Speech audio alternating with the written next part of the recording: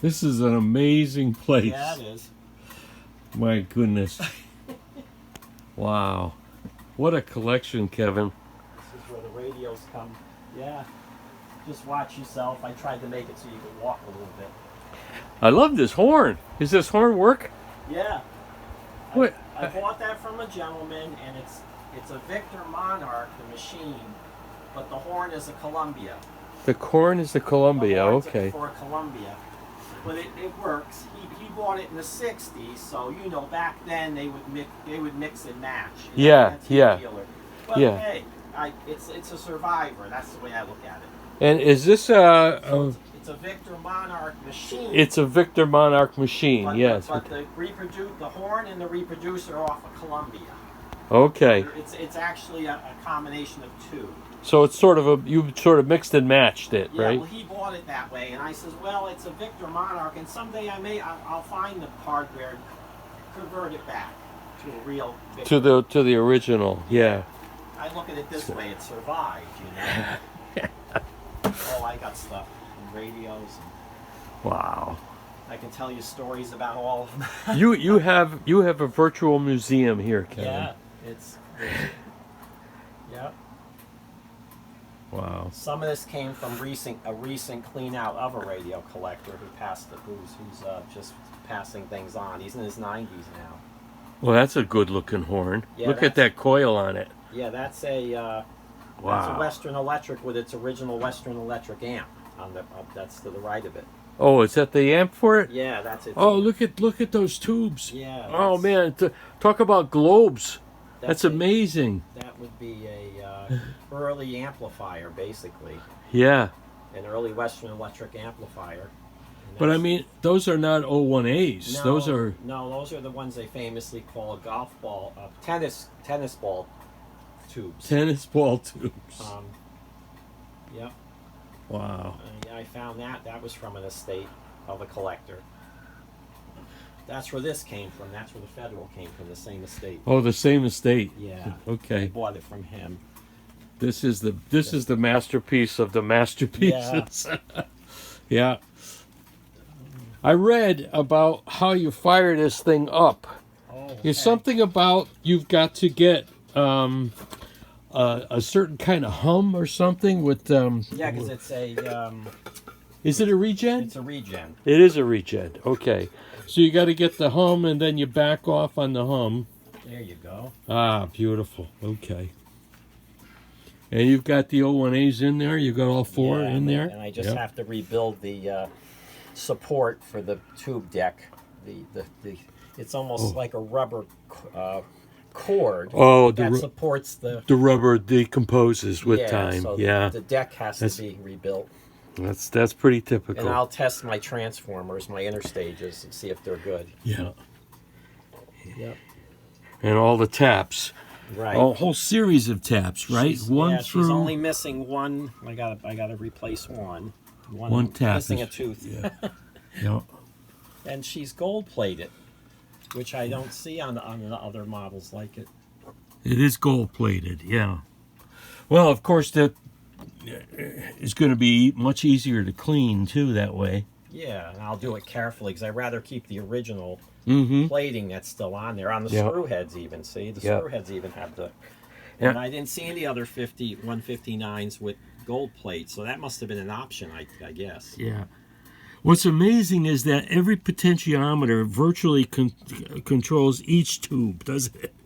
It's Yeah. about all the RF tubes are individual, and all the AF tubes are individual. That's right. That's amazing. I mean, it was like this is like the geek of the geeks in the 1920s, That's right. when radio was And first. I just remember seeing pictures of these as a kid, only pictures. Yeah. I never saw one in person. Even in the museum, I've never seen a Federal in person, I would say. Yeah. You see the Freed Eisemanns, you see the Atwater Kents, you see the RCAs. I have a lot of their early battery sets. Right. There's And Freed Eastman's like I collect, right? there's You've got a couple of those. There's an too. early Westinghouse behind it, see? Oh, yeah, That one's the one you see a lot of. Yeah. The RADA, I believe it's called. Yeah. Yeah, that one you see a lot. But I sort of have a liking towards battery radios now. Yeah, I mean that's. I've worked on stuff from the 20s, 30s, 40s, but it's nice to work on something like this. Yeah, yeah. Wow, cool. All right. That television on the left. Okay. That's the famous early RCA color set. This is one of the first color sets, yeah, right? 1954, and there's a gentleman working on them on the line in the photo on the left there. I have a photo hanging up on the wall, and that's the men working on them at the RCA factory. Oh wow, that's cool. I even found the radio electronics that talks about the television. You see the lady holding on top of the set. There's a radio electronics. Yeah. She's holding parts of the picture tube. Oh yeah. Yeah. Cool. So, I drove the Buffalo in a snowstorm to purchase that television set. That's how ambitious I was back then. You know, if I wanted something, I would. Nothing would stop me. That's the Radiola 60, that casket's one you're taking a picture of on top of the TV. Right there. With the drum speaker. That's a Radiola 60. That's the first plug-in superhet. Oh, okay. AC powered. Okay. Wow. Yeah. Oh, there's. It just goes on and on. And this is a Western Electric speaker.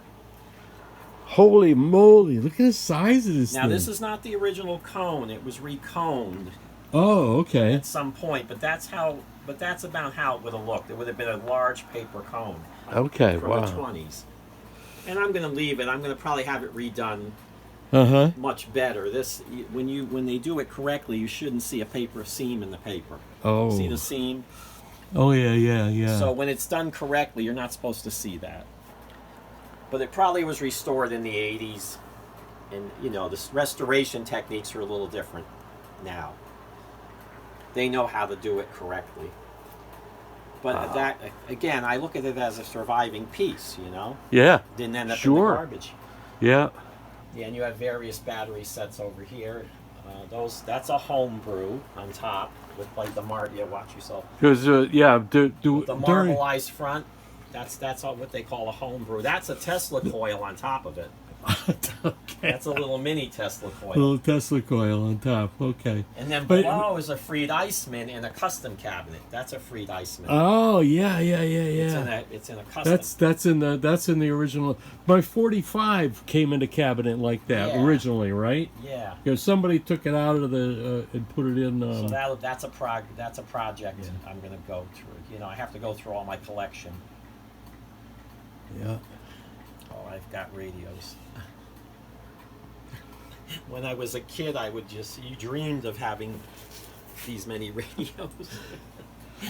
And now it's... The trouble is, you know, you need the time to work. There's not enough time in the day. That's right. And now that I work second shift, time is So it was even harder for you, right? But now that I do not own I do not have the shop anymore, and I'm not doing as much as I did there. I can start spending some time on my collection. Yeah. Which is nice. That's good. Yeah. You know, because like I said, you can see I have plenty of stuff I can. That's for sure.